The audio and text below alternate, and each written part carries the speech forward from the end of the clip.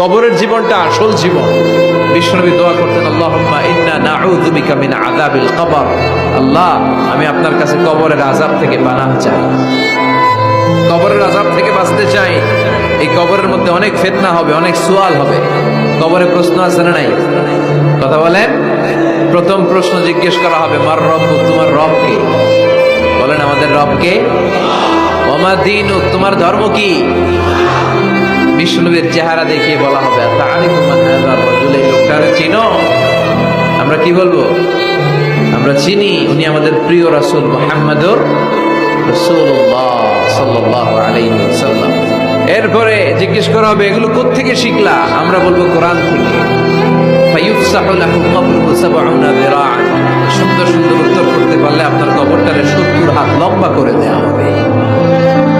ইফতাহু লাহু বাবুন ইলাল জান্নাহ, জান্নাতের দিকে একটা দরজা লাগিয়ে